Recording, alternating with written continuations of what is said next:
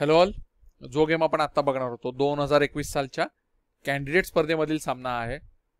खेळणारे खेळाडू आहेत पांढऱ्या बाजूला अलेक्झांडर ग्रिशचुक आणि काळ्या बाजूला अनिश गिरी. तर हा एक व्हर्च्युअल सेमीफायनल सामना होता की जिथे फायनलमध्ये कोण जाणार हे या सामन्यामुळे ठरलं असतं. या सामन्यात काय झालं ते आपण बघूया. डावाची सुरुवात पांढऱ्या खेळाडूने केली D4. उत्तर आले night F6, C4, E6, Knight F3, B6, G3, bishop B7, bishop G2. दोन्ही खेळाडूंनी फिएंकेटो बिशपचा वापर केलेला आहे. Bishop B4 check, bishop D2, C5, bishop takes B4, C takes B4, castle by white, castle by black, knight B2 D2, D6, queen B3, A5, A3, knight A6, rook F2 D1, queen E7. म्हणजे जर आतापर्यंत परिस्थिती पाहिली तर दोन्ही खेळाडूंनी lock position ठेवलेली आहे. फार वेगळी काही अग्रेसिव्ह वेगळी अटॅकिंग काहीही पोझिशन नाहीये आणि सगळेच खेळाडू आजकाल चेस इंजिनच्या मदतीने प्रिपेअर करतात. त्यामुळे या ज्या पोझिशन्स आहेत त्या आपण टॉप टियर टुर्नामेंट्समध्ये असंख्य वेळा बघितलेल्या आहेत.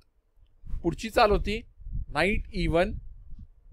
पांढरा खेळाडू जो आहे तो बिशप एक्सचेंजची ऑफर देतोय जी काळ्या खेळाडूने ऍक्सेप्ट केली. Bishop takes G2, king takes G2.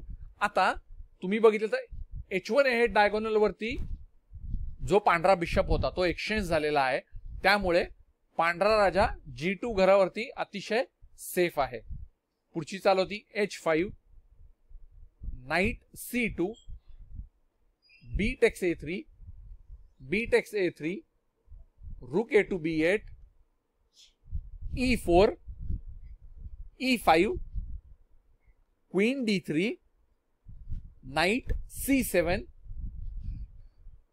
रूक A2 B1, नाइट E6.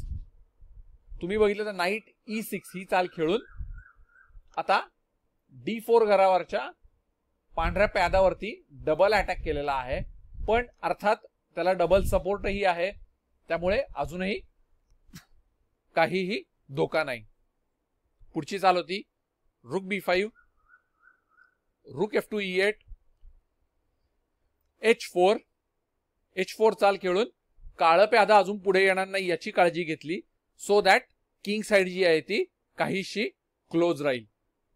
पुढची चाल होती G6.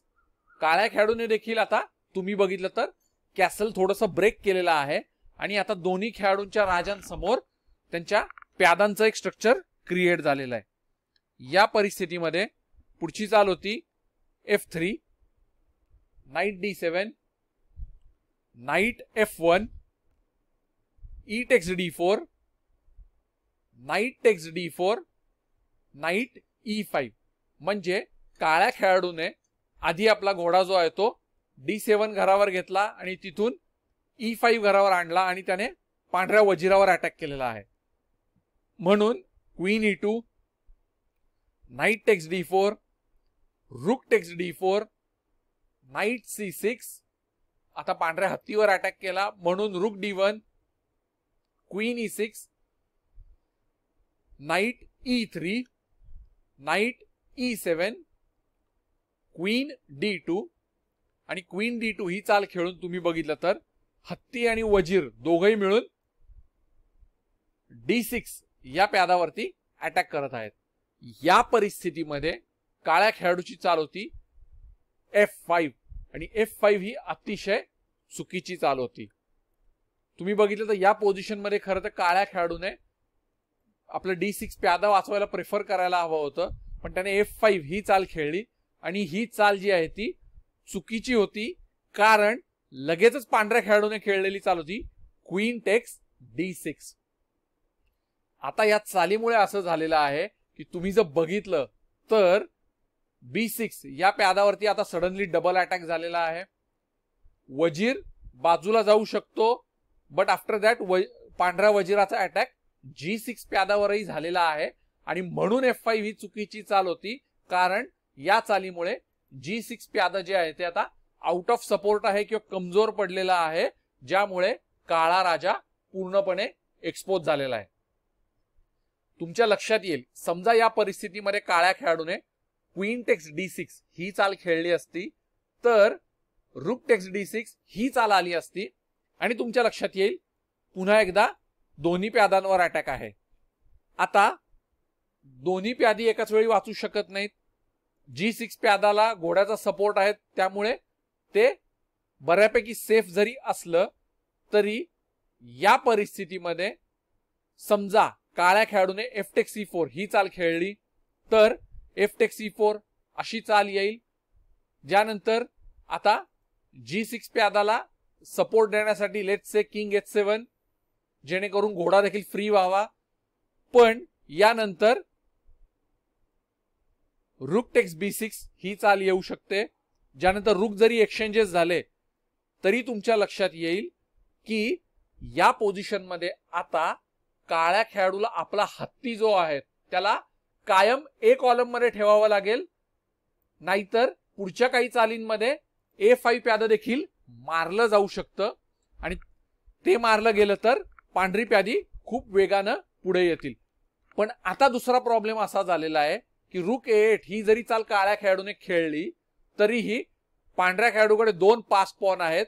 तो एकतर डायरेक्ट पॉन पुश करू शकतो किंवा लेट्स से घोडा एक्सचेंजची ऑफर देऊ शकतो. या पोझिशन मध्ये घोडा एक्सचेंज करणं काळ्या खेळाडूला बिलकुल परवडणार नाही, कारण जर घोडा एक्सचेंज केला तर ही अशा पद्धतीने कनेक्टेड पास पॉन होतील आणि तुमच्या लक्षात येईल की काळा खेळाडू ऑलमोस्ट हा गेम हरल्यात जमा झालेला आहे. कारण अशी जेव्हा कनेक्टेड पास पॉन असतात तेव्हा आपल्या सर्वांना माहितीये एकटा हत्ती त्यांना अडवू शकत नाही. ती प्यादी एकमेकांच्या सपोर्टमध्ये एक एक स्टेप पुढे नक्की येतात. आणि दुसरीकडे तुम्ही बघितलं पांढरा हत्ती जो आहे तो कधीही A5 प्यादा पण मारू शकतो आणि A कॉलमवरचं प्यादा देखील पास पॉन म्हणून पुढे येऊ शकतं. तर ही पोझिशन जी आहे ती पूर्णपणे पांढऱ्या खेळाडूसाठी विनिंग पोझिशन आहे. सो तुमच्या लक्षात आलं असेल की क्वीन टेक्स D6 यानंतर क्वीन एक्सचेंज करणं देखील वाटतं तेवढं सोपं नाहीये. म्हणून नाईट C6 ज्याला पांढऱ्या खेळाडूने उत्तर दिले E टेक्स F5, ज्यानंतर G टेक्स F5. तुम्ही जर बघितलं तर E टेक्स F5 यानंतर काळा खेळाडू पांढरा घोडा मारू शकतो, पण त्याने ते तसं केलं नाही. कारण जर घोडा मारला असता तर लगेचच क्वीन टेक्स G6 चेक असा चेक आला असता, ज्यानंतर काळा राजा कदाचित काळ्या घरात जाईल, पण F6 ही चाल अशी येईल आणि या चालीनंतर तुमच्या लक्षात येईल की काळा राजा इथून बाहेर पडणं ऑलमोस्ट इम्पॉसिबल आहे. म्हणजे असा काही हत्ती समोर आणण्याचा प्रयत्न केला तर ब्लंडर म्हणता येईल तसा ब्लंडर आहे. हा अशा पद्धतीने चेक बसेल, राजा कुठेही जाऊ शकत नाही, कंपल्सरी वजीर मध्ये येईल आणि हा चेकमेट झालेला आहे. म्हणजेच तुमच्या लक्षात येईल की क्वीन टेक्स G6 अशी जर चाल खेळली गेली तर काळा राजा अडचणीत आहे. म्हणून समजा अशा पद्धतीने पांढऱ्या राजाला चेक दिला, पांढरा राजा बाजूला जाऊ शकतो. आता वजीर हत्तीला देखील मारू शकत नाही कारण हा अशा पद्धतीने चेकमेट होईल. म्हणजेच किंग H3 यानंतर पुन्हा चेक देत राहावं लागेल. हा अशा पद्धतीने चेक येईल, पांढरं प्यादा मध्ये येईल. आता दुसरा चेक देऊ शकत नाही म्हणून प्यादाने चेक दिला तर पांढऱ्या खेळाडूला काळं प्यादा मारायची गरज नाही, तो शांतपणे राजा बाजूला घेऊ शकतो. आणि ऑल ऑफ द सडन तुमच्या लक्षात येईल काळ्या वजिराकडे पांढऱ्या राजाला चेक देण्यासाठी कुठलाही प्रॉपर असा स्क्वेअरच अवेलेबल नाहीये. म्हणजेच यानंतर परिस्थिती अशी होऊ शकेल की चेकमेट वाचवण्यासाठी लेट्स से वजीर जो आहे तो आता G8 घरावर घेतला आणि तिथून वजिरावर अटॅक केला, तरी दुसरा हत्ती आहे हा अशा प्रकारचा चेक येईल आणि आता बघितलं तर कंपल्सरी वजीर मध्ये आणावा लागेल आणि हा चेकमेट झालेला आहे. तर एकंदरीत तुमच्या लक्षात येईल की E टेक्स F5 नंतर G टेक्स F5 हीच बरोबर चाल होती. जर वजिराने घोडा मारला असता तर काळा खेळाडू डेफिनेटली चेकमेट झाला असता. सो जी टेक्स F5 ही बरोबर चाल होती. ज्यानंतर क्वीन टेक्स E6 आणि पांढऱ्या खेळाडूला क्वीन एक्सचेंजेस परवडतोय कारण त्याचे हत्ती आणि घोडे जबरदस्त ऍक्टिव्ह होत आहेत. Rook takes E6, night text F5. तुमच्या लक्षात येईल आता पांढऱ्या खेळाडूकडे 2 प्यादी एक्स्ट्रा आहेत आणि एंड गेम मध्ये 2 एक्स्ट्रा प्यादी ही किती इम्पॉर्टंट असतात हे आपल्या सर्वांना माहित आहे. नाईट E5, रुक D6. रुक एक्सचेंजची ऑफर दिलेली आहे कारण हे सगळे एक्सचेंजेस परवडत आहेत, प्यादी जास्त आहेत. रुक E2 E8, रुक D4, नाईट C6. तुम्ही जर बघितलं तर रुक D4 ही चाल जी आहे ती पांढरा प्याद वाचवण्यासाठी होती. नाईट C6, पांढऱ्या हत्तीवर अटॅक आहे. रुक D2, रुक B2 D8, rook takes D8, rook takes D8. सगळे एक्सचेंजेस परवडत आहेत, पांढऱ्या खेळाडूच्या फेवर मधले एक्सचेंजेस आहेत. रुक D5, पुन्हा एक एक्सचेंज ऑफर आहे. Rook takes D5, C text D5, night E5. तुम्ही बघितलं तर सगळे एक्सचेंजेस पांढऱ्या खेळाडूला परवडणारे आहेत. Night D6, king F8, king F2, king E7, knight B5. Night B5 ही चाल खेळून घोडा तर वाचवलाच, त्याचप्रमाणे काळी प्यादी जी आहे ती जास्त पुढे येणार नाहीत याची काळजी घेतलेली आहे. King F6, king E3, king F5, knight D6 check, king F6, king E4, knight D7, king D4, king E7, knight B5. हा एक क्लासिकल एंड गेम चालू आहे. King F6, night C3, king F5, night E4 आणि centralise केलेला आहे घोडा. तुम्ही बघितलं तर आता सेंट्रलाइज घोड्यामुळे काळ्या राजाच्या आजूबाजूचे ब्लॅक स्क्वेअर म्हणजे काळे स्क्वेअर जे आहेत ते पूर्णपणे कंट्रोल झालेले आहेत. So king G6, G4, B5, night C5 आणि ही चाल खेळल्यानंतर काळ्या खेळाडूने हार मान्य केली. कारण तुम्ही जर बघितलं तर आता नाईट C5 चाल खेळल्यानंतर घोडा एक्सचेंजची ऑफर आहे. जर घोडा एक्सचेंज केला तर तुमच्या लक्षात येईल आता दोन्ही काळी प्यादी जी आहे ती अंडर अटॅक होतील, म्हणून प्यादा पुढे घेतलं तर हे कदाचित असं काहीतरी व्हेरिएशन आपल्याला बघायला मिळू शकेल की जिथे काळा खेळाडू पॉन पुश करू शकतो, बट देन अगेन पांढऱ्या खेळाडूकडे देखील प्यादा आहे आणि ज्यानंतर तुम्ही बघितलं तर हा अशा पद्धतीने एक एंड गेम आपल्याला बघायला मिळू शकेल. किंवा अगदी किंग E7 या चालीनंतर पांढरा खेळाडू जो आहे तो कुठलीही रिस्क नको असेल तर आपला राजा जो आहे तो मागे आणू शकतो, जेणेकरून अगदी पांढरं प्यादा मारलं जरी गेलं तरीही तो पुन्हा एकदा आता A7 प्यादा A4 जे प्यादा आहे त्याच्यावरती अटॅक करू शकतो. म्हणजेच काळ्या राजाकडे तर कुठला दुसरा ऑप्शनही नाहीये. अगदी प्यादी एक्सचेंजेस झाली तरी तुम्ही बघाल राजा एका साईडला अडकलेला आहे, तो प्यादाच्या मदतीला येऊ शकतो, पण मग बाकीची प्यादी पुढे जाऊ शकतात. अगदी काहीही काळजीचं कारणच नाहीये आणि हा अशा प्रकारचा एंड गेम आपल्याला बघायला मिळू शकतो. किंवा अजूनही तुम्ही काही व्हेरिएशन असतील तर जरूर बघा. नाईट C5 नंतर नाईट एक्सचेंज केला तरीही पांढरा राजा A आणि B कॉलमवरच्या प्यादांवर अटॅक करू शकतो. म्हणून समजा घोडा एक्सचेंज नाही केला, दुसरं काही व्हेरिएशन खेळलं तर कदाचित हे असं पण काहीतरी आपल्याला बघायला मिळू शकेल की जिथे आता प्यादांनी राजा एका साईडला ब्लॉक करून ठेवलेला आहे.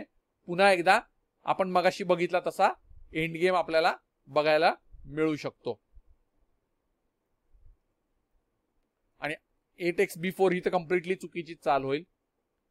म्हणून तुम्ही कुठलंही व्हेरिएशन ट्राय करून बघा, प्यादा जरी पुढे घेतलं तरी घोड्यांनी देखील मारता येईल. सो एकंदरीतच तुमच्या लक्षात आलं असेल की नाईट C5 या चालीनंतर A आणि B ही दोन्ही प्यादी जी आहेत ती काहीशी ब्लॉक झालेली आहे किंवा मारली जाणार हे निश्चित आहे, म्हणूनच काळ्या खेळाडूने आपली हार मान्य केली. अजून एक व्हेरिएशन म्हणजे प्यादाने प्यादा जरी मारलं तरीही एफ टेक्स G4. आणि आता तुम्ही बघितलं तर काळा राजा कम्प्लिटली ब्लॉक झालेला आहे. तो हे तिन्ही महत्वाचे स्क्वेअर जे आहेत ते कव्हर करू शकत नाही. आणि आता शांतपणे पांढरा खेळाडू काळी प्यादी मारू शकतो. तर एकंदरीतच नाईट C5 यानंतर तुम्ही बघितलं तर 2 प्यादांनी पिछाडीवर पडल्यामुळे काळ्या खेळाडूने आपली हार मान्य केली. कारण डाव पुढे वाढू शकतो, पण काळा खेळाडू विनिंग पोझिशन मध्ये येणं जवळजवळ अशक्य आहे. तर या गेम मध्ये अशा प्रकारे पांढऱ्या खेळाडूने म्हणजे अलेक्झांडर ग्रिश्चुकने विजय मिळवला. आणि यामुळे असे झाले की अनिश गिरी जो आहे तो हा महत्वाचा पॉइंट मिळवू शकला नाही, ज्यामुळे इयन नेपोनिशीने कॅन्डिडेट स्पर्धा जी आहे ती जिंकलेली आहे. कारण अजून एक राऊंड जरी बाकी असला आणि अनिश गिरीने त्यात जरी विजय मिळवला आणि समजा इयन नेपोनिशी गेम अगदी हारला तरीही दोघांचे पॉइंट सेम होतील. पण नेपोने गिरीला आधी हरवला आहे, त्यामुळे तो फायनल मध्ये जाणार हे निश्चित आहे किंवा त्याने स्पर्धा जिंकली हे निश्चित आहे. ज्यामुळे हा सामना हरल्यामुळे इयन नेपोनिशी कॅन्डिडेट स्पर्धेचा विनर म्हणून घोषित झालेला आहे. म्हणजे सॉरी, हा सामना गिरीने हरल्यामुळे इयन नेपोनिशी कॅन्डिडेट स्पर्धेचा विनर म्हणून डिक्लेअर झालेला आहे. तर आय होप की तुम्हाला हा गेम आवडला असेल तर जरूर शेअर करा. मी अजूनही चांगले चांगले गेम्स घेऊन परत येईन. धन्यवाद.